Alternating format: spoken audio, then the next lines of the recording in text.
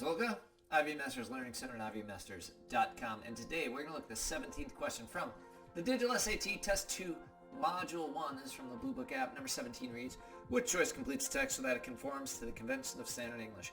Whenever you see that question, you want to look at your answer choices because you're going to have a heads up for what the question's asking about. If it's a pronoun, you got to identify the antecedent. If it's a verb, check tense and subject-verb agreement, blah, blah, blah, blah, blah. So commas do have some rules, but here we want to see commas, the pause. There are some rules for commas though. One thing you want to be aware of is that students tend to pick too much punctuation. They tend to pick the commas when it's not needed, so make sure the comma is needed to be there before you pick the answer choice with the comma.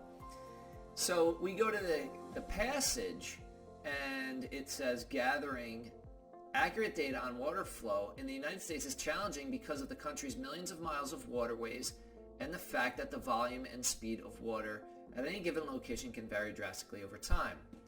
So what do we have here? We actually have a list of two things.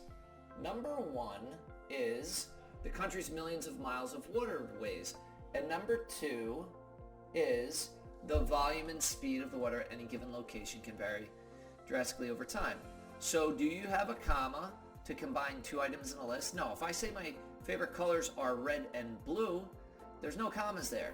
So no comma before the and because there's only two items in a list.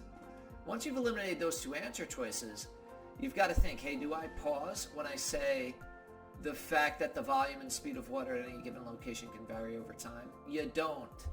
The correct answer here is D. There's no commas at all. A lot of times students will get this wrong. The content, is it really difficult? No. You just got to recognize there are two items in a list here. No comma before the and. And yes, you're not pausing before the that. Don't force the pause. Don't pick too much punctuation.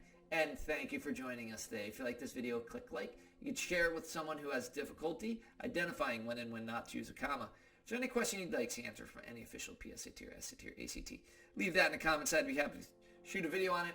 Smash that subscribe button and check out our 1-minute video on TikTok. Have a great day.